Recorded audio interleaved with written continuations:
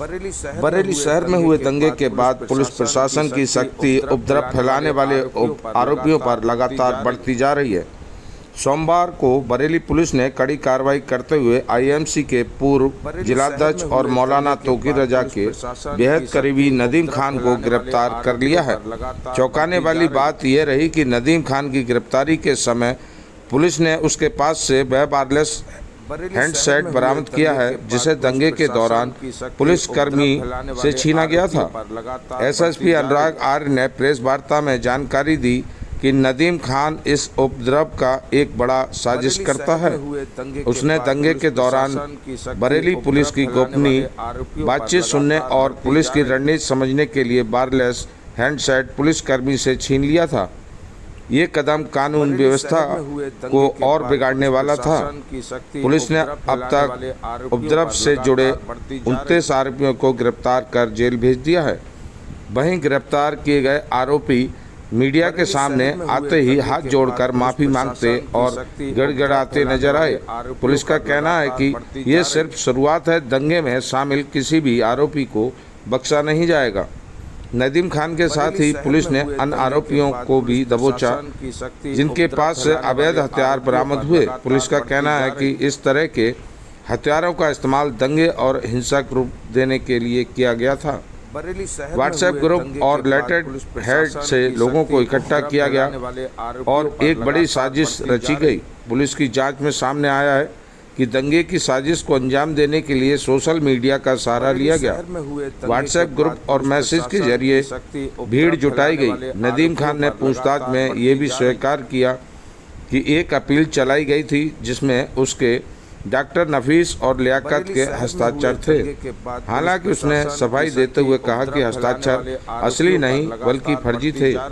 SSP Anurag Arya का कहना है कि ये आरोपी पुलिस और जनता दोनों को गुमराह करने की रणनीति बना रहे थे।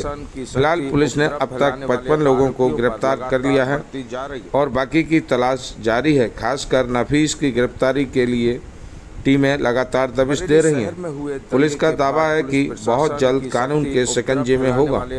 प्रेस वार्ता में एसएसपी अनुराग आर्य ने साफ कहा कि बरेली में उपद्रव फैलाने वालों को किसी भी हाल में बख्शा नहीं जाएगा।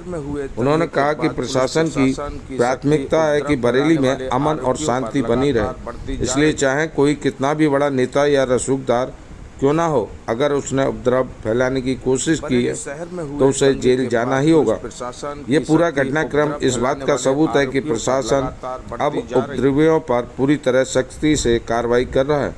सोशल मीडिया से लेकर सड़कों तक हिंसा फैलाने वालों की पहचान हो चुकी है और पुलिस एक एक कर उन्हें कानून के दायरे में ला रही है।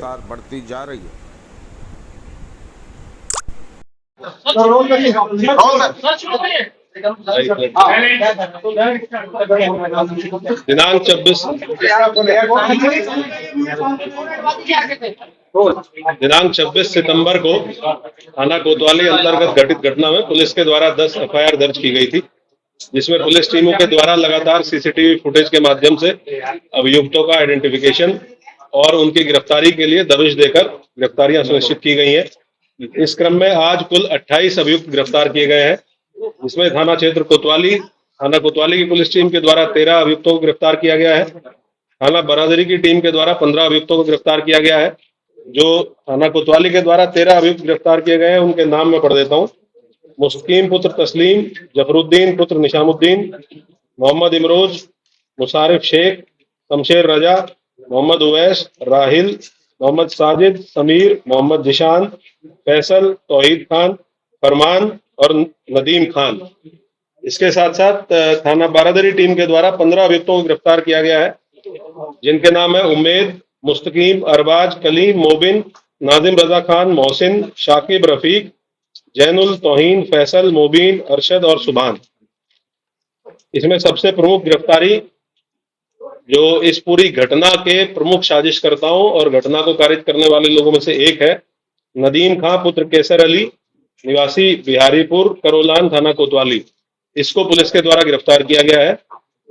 इसके पास से पुलिस ने उस घटना में पुलिस की पेट्रोलिंग यूनिट से छीना गया एक हैंडसेट मोटरोला कंपनी का बरामद किया है, जो इसने घटना के दौरान पुलिस की टीम से छीना था, वो इसके पास से बरामद हुआ है। एक अन्य अभियुक्त जफरुद्दीन को गिरफ्तार किया गया है। इसके पास से एक अवैध असला भी बरामद किया गया है, जो संभवतः घटना के टाइम जो फायरिंग की घटना की गई है उसमें यह अभियुक्त शामिल था। इसके पास से वो बरामद किया गया है। इन सभी अभियुक्तों से पूछताछ की गई। इन्होंने अपनी घटना में शामिल होने को स्वीकार करते हुए ये बताया है कि पहली रात से ही व्हाट्सएप के माध्यम से मैसेजिंग इनको स्टार्ट हुई थी कि जो एक अपील जारी की गई थी कि आपको मौके पे नहीं आना है। इस्लामिया ग्राउंड इंटर कॉलेज की कोई परमिशन प्रशासन के द्वारा नहीं दी गई है। इस्लामिया कॉलेज जो है उसके द्वारा भी परमिशन इसकी नहीं दी गई थी। उसके बावजूद रात के समय देर रात में इनको मैसेजिंग की गई कि वहां पे इकट्ठा होना है। इस तरह की मैसेजिंग के बाद ये धीरे धीरे व्हाट्सएप ग्रुप्स में जब ये वायरल होने लगा, इसकी मॉनिटरिंग भी हम लोगों के द्वारा की जा रही थी। इसीलिए पुलिस टीम पहले से सतर्क भी थी और हम लोगों के द्वारा पर्याप्त डिप्लॉयमेंट इस पॉइंट ऑफ व्यू से किया गया था। जो नदीम खां इसमें गिरफ्तार हुआ है, इसका महत्वपूर्ण रोल प्रकाश में आया है। इसने बताया है कि पहले दिन जो अपील जारी की गई थी, जिसमें लिखा गया था, एक लेटर हेड पे अपील जारी की गई थी जिसमें नदीम खान के साइन थे और डॉक्टर नफीस, इन दो लोगों के साइन थे। एक तीसरा व्यक्ति लियाकत खां के साइन थे। लियाकत इनकी पार्टी का एक पदाधिकारी है, लेकिन इन दोनों के द्वारा लियाकत का फर्जी साइन करके और वो लेटर हेड इनके द्वारा जारी किया गया था। ये इन्होंने बताया है पूछताछ में, प्राथमिक पूछताछ में। इसको क्रॉस चेक कराने के लिए हम लोगों ने लियाकत के लिए भी अपनी टीम लगाई है। वो हिरासत में लेके इसको क्रॉस चेक करेंगे। ये अपील जारी करने के बाद नदीम के द्वारा आईएमसी के व्हाट्सएप ग्रुप में लगभग 1:30 बजे के आसपास ये सूचना प्रसारित की गई कि जो अपील जारी की गई है, उस अपील का फोटो डालते हुए ये सूचना प्रसारित की गई कि ये अपील पे हम लोगों के सिग्नेचर नहीं है और ये सिग्नेचर फर्जी है। तो ये पुलिस और पब्लिक दोनों को गुमराह करने का प्रयास इसके द्वारा किया गया। हमारी जो मीडिया सेल थी, साइबर सेल थी, इनके पास ये तत्काल सूचना आ चुकी थी रात के टाइम ही, और हम लोगों ने उसी टाइम इस पर काम करना शुरू कर दिया था। जिस व्यक्ति ने साइन करके अपील 2-2.5 घंटे पहले जारी की है, मीडिया हाउसेज को भेजी है, प्रिंट मीडिया को भेजी है, वही व्यक्ति अपना जो इन हाउस व्हाट्सएप ग्रुप है संगठन का, उस ग्रुप पे अपने मोबाइल नंबर से ये लिख रहा है कि ये अपील फर्जी है और इस पे हम लोगों के सिग्नेचर नहीं है। तो इस तरीके से इनके द्वारा पुलिस प्रशासन और पब्लिक तीनों को गुमराह करके और इस घटना में लोगों को प्रतिवाद करने के लिए उकसाने का प्रयास किया गया। उनके साथ कुछ और भी अन्य साथी इस पूरी प्लानिंग में शामिल थे। उन लोगों के भी नाम हम लोगों की इन्वेस्टिगेशन में प्रकाश में आए हैं, उनको भी हम लोग अतिशीघ्र गिरफ्तार करेंगे। इसके साथ साथ और भी जितने अभियुक्त हैं, इसमें 2 तरह के बेसिकली अभियुक्त हैं जिन पे हम लोग काम कर रहे हैं। एक ऐसे लोग जो पर्दे के पीछे रह के इस साजिश को अंजाम देने में लगे हुए थे और जिनके द्वारा ये साजिश रची जा रही थी, और ऐसे लोग जो मौके पे आके जिनके द्वारा पुलिस के साथ, प्रशासन के साथ नियम कानून को तोड़ा गया, पथराव किया गया। इन सभी की गिरफ्तारी हम लोग लगातार कर भी रहे हैं और आगे भी गिरफ्तारी सुनिश्चित करेंगे। सर, ये कहाँ से गिरफ्तार हुआ था और जब नदीम को गिरफ्तार किया गया उसने क्या बताया, वो क्यों भागा हुआ था, कहाँ भागा हुआ था? सर, किसी ने नदीम को हैंडसेट छीनने के पीछे मकसद क्या था? साथ में यही था।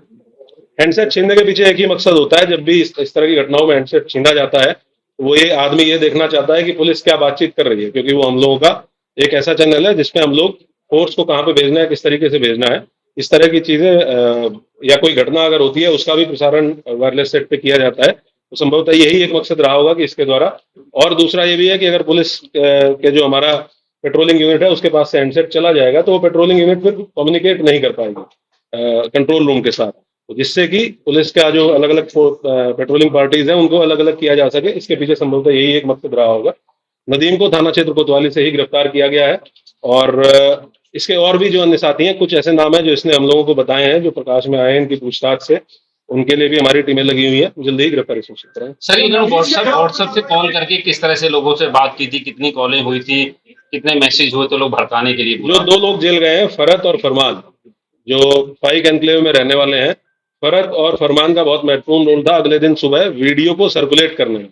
जो सुबह 10 बजे एक वीडियो सर्कुलेट की गई कि किसी भी प्रकार का कोई कार्यक्रम वापस नहीं किया गया है और पूर्व निर्धारित तरीके से कार्यक्रम होगा, इस वीडियो को बनाने में और उसको सर्कुलेट करने में और लोगों को फोन कर करके व्हाट्सएप के माध्यम से ये अवगत कराने में कि भाई आपको इकट्ठा होना है। इसमें जो फरत नाम का व्यक्ति है जो जेल गया है, फाइक एनक्लेव का रहने वाला, और उसका लड़का फरमान, इन दोनों लोगों की बहुत महत्वपूर्ण भूमिका थी। ये ऑलरेडी जेल जा चुके हैं। ये बात भी इससे पूछताछ में हम लोगों के प्रकाश में आई है। जो और अभियुक्त पकड़े गए हैं उनसे प्रकाश में आई है और ये उनसे तस्दीक भी हुआ है।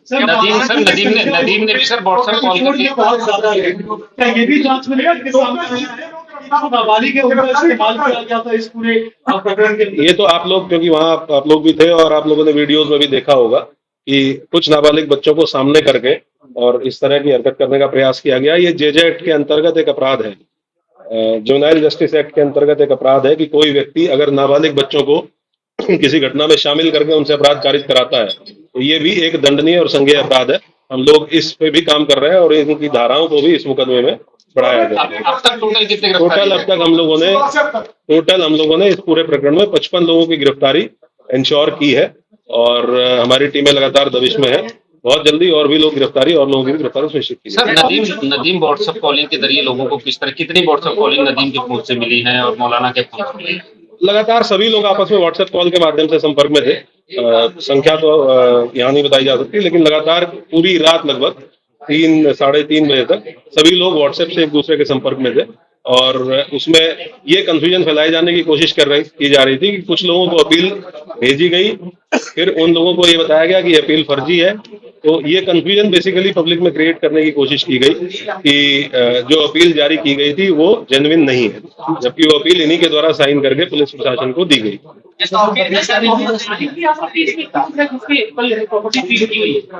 अभी इस नाम का कोई व्यक्ति हमारा नामजद अक्यूज नहीं है, ना ही इस नाम के किसी व्यक्ति को हम लोगों ने न्यायिक हिरासत में जेल भेजा है। बाकी जो अज्ञात व्यक्ति हैं उनके संबंध में पड़ताल और विवेचना हमारी की जाएगी। नफीस की कोई जानकारी है जब उस पर कोई नफीस जो डॉक्टर नफीस है उसका रोल इस पूरी घटना में, इस विवेचना में, पूछताछ में भी सामने आया है। हम लोगों ने उसकी गिरफ्तारी के लिए टीमें गठित की हुई है। बहुत जल्दी उसकी गिरफ्तारी भी सुनिश्चित की जाएगी। आपने बताया था अवैध असला भी बरामद हुआ था, इतने सारे रिसोर्सेज को प्रोवाइड करने के लिए बैंक कौन कर रहा था, इनकी फंडिंग कौन कर रहा था, इसकी क्या जांच आप? ये हम लोग जितने भी अभियुक्त जिनसे पूछताछ की जा रही है और उसमें विशेषकर ऐसे लोग जो प्रमुख लोगों में से थे इस पूरे प्रोटेस्ट को ऑर्गेनाइज करने में, उनसे हम लोग पूछताछ कर रहे हैं। जैसे जैसे और लोग गिरफ्तार होंगे और बाकी चीजें भी क्लियर होंगी कि इसके संबंध में फाइनेंशियल ट्रांजेक्शन किसने की थी, अगर कोई रिसोर्सेज प्रोवाइड किए गए थे तो किसके द्वारा किए गए थे। और जैसे फरत नाम का व्यक्ति है, इसने काफी इसमें अग्रणी रोल पीछे रहते हुए प्ले किया कि जिसने वहां पे शरण भी दी ऐसे लोगों को जो इस घटना की प्लानिंग में शामिल थे, और उसके साथ साथ वीडियो को प्रसारित करने में भी, वीडियो को एक तो लोगों को वीडियो बनाना अपने मोबाइल से, उस वीडियो को लोगों को भेजना और उन लोगों को फोन करके ये भी कहना कि आप इस वीडियो को जगह जगह प्रसारित करें। तो ये भी कल गिरफ्तार हो गए। अभी हम लोग जो दर्ज मुकदमे, हमारे पास 10 मुकदमे दर्ज हैं जिनकी विवेचना हम लोग इंश्योर कर रहे हैं कि इनकी विवेचना अच्छे तरीके से हो, जितने अभियुक्त सामने आ रहे हैं वो जेल भेजे जाएं। उसके बाद जो भी विधिक प्रावधानों के अंतर्गत पॉसिबिलिटी होगी उसकी पर कार्रवाई की जाएगी। सर, बाहर के जो लोग थे जैसा आपने बताया था, क्या उसके ऊपर कुछ डेटा मिल पाया है, कितने लोग बाहर से आए थे इस बीच में शामिल हुए? हम लोगों के पास इंटेलिजेंस से भी इनपुट है, हम लोगों के जो अपने एसओजी सर्विलांस टीमें होती हैं उनसे भी इनपुट है। कुछ लोग हमने आइडेंटिफाई किए हैं बाहर के लोग जो मौके पे इस घटना में उस भीड़ में शामिल थे। उनमें से कुछ लोगों का ये भी पता चला है कि 1-2 लोग बाहर के ऐसे भी थे जिनके द्वारा संभवतः फायरिंग की घटना की गई। उनके लिए हम लोग और डीपली इन्वेस्टिगेट कर रहे हैं और बातचीत कर रहे हैं। अगर दूसरे जनपद से भी सहायता की आवश्यकता होगी तो वहां की पुलिस से भी संपर्क करके उनकी भी सहायता लेके हम लोग इनको गिरफ्तार करेंगे। और कितना मोटा अमाउंट होगा लोगों का, जो संख्या इकट्ठा हुई तो कितने लोग थे? ऐसा कहा जा रहा है 40,000 लोग हुए, इनको इकट्ठा करने की बात नहीं, क्योंकि कहीं एक पॉइंट पे तो इकट्ठा हो ही नहीं पाए। जो हम लोगों की नाकाबंदी थी, हम लोग, क्योंकि हम लोग अवेयर थे पहले से ही कि इस प्रकार का एक प्रयास हो सकता है कि किसी एक पॉइंट पे बहुत अत्यधिक भीड़ की जाए। हमारी नाकाबंदी और बैरिकेडिंग शहर के चारों तरफ थी और इसलिए आपने देखा होगा कि शहर के किसी भी पॉइंट पे, सिंगल पॉइंट पे भीड़ को मर्ज नहीं करने दिया गया। अगर भीड़ एक जगह पे मर्ज होती है तो वो भीड़ बहुत ज्यादा संख्या हो जाती है। तो हमारे पास जो भी बैरिकेडिंग पे राजपत्रित अधिकारी जीओज लगे थे, उन्होंने अलग अलग पॉइंट्स पे रोका और इसीलिए 10 एफआईआर दर्ज हुई है। अलग अलग 10 पॉइंट्स पे पुलिस के साथ, पुलिस के ऊपर पथराव या सरकारी कार्रवाई में बाधा डालने का काम किया गया, इसीलिए इन 10 पॉइंट्स पे एफआईआर हुई है। सिंगल पॉइंट कोई ऐसा नहीं था जहां पूरी भीड़ को मर्ज करने को अलाउ करने दिया गया। और हम लोगों को इसलिए बिल्कुल हम लोग दृढ़ संकल्पित थे कि किसी भी कंडीशन में इस भीड़ को हम किसी सेंट्रल पॉइंट पे, चाहे वो इस्लामिया ग्राउंड हो चाहे कोई और अन्य पॉइंट हो, हम सेंट्रल पॉइंट पे इस भीड़ को नहीं पहुंचने देंगे। सर, क्या इन्वेस्टिगेशन में ये भी निकल के सामने है पुलिस को टारगेट किया गया था? पुलिस के जो लोग घायल हुए हैं, क्या किसी जो एफआईआर है उसमें इस बात का मेंशन है कि पुलिस के ऊपर जब पुलिस ने रोका था तो पुलिस को उन्होंने कहा था कि तुम लोग पीछे हट जाओ वरना पहले बहुत बुरा होगा, तो क्या पुलिस को टारगेट करने का इन्होंने प्लान किया था, ऐसा भी क्या इन्वेस्टिगेशन? पुलिस तो विजिबल फेस है ही पुलिस, क्योंकि हर बैरिकेड में पुलिस लगी हुई है। तो अगर कोई गलत काम करने जा रहा है, कानून तोड़ने जा रहा है, तो पहला फ्रंट पुलिस ही है जो उसको रोकती है। ऑब्वियस सी बात है कि अगर वो कानून तोड़ने का के लिए इच्छुक है या कानून तोड़ना चाहता है, तो पुलिस जो सामने खड़ी है उसी को अपोज करेगा, और यही काम इनके द्वारा किया गया और हमलावर होकर किया गया। इसीलिए हम लोगों ने इतने कठोर कार्रवाई सुनिश्चित की। ठीक सर। Thank you. मेरी साजिश डॉक्यूमेंट के स्तर पर ही थी कि कोई और भी संस्थान पीछे से था, कोई इंटरनेशनल साजिश? जैसे मैंने आपको बताया कि एक ऑर्गेनाइजेशन के द्वारा एक कॉल दी गई थी, आईएमसी नाम के ऑर्गेनाइजेशन के द्वारा। जो कुछ लोग गिरफ्तार हुए हैं उसके पदाधिकारी हैं, कुछ और लोग हैं जिनकी गिरफ्तारी शेष है। हम लोग सभी को अकाउंट फोर करेंगे, और जो भी लोग इसमें शामिल थे, अगर कोई अन्य तथ्य प्रकाश में आएगा तो मैं आपके साथ। कोई पार्षद भी गिरफ्तार हुआ है? हाँ, एक अनीस सकलैनी पार्षद गिरफ्तार हुआ है। वो भी इनकी पार्टी का एक प्रमुख चेहरा था, अहम चेहरा था, और उसके द्वारा भी वो हम लोगों ने शेयर भी किया है कि उसके द्वारा भी रात के टाइम एक पर्ची सर्कुलेट की गई, जिसमें लोगों से आह्वान किया गया कि अधिक से अधिक संख्या में इस्लामिया ग्राउंड पर पहुंचे। क्या आर्थिक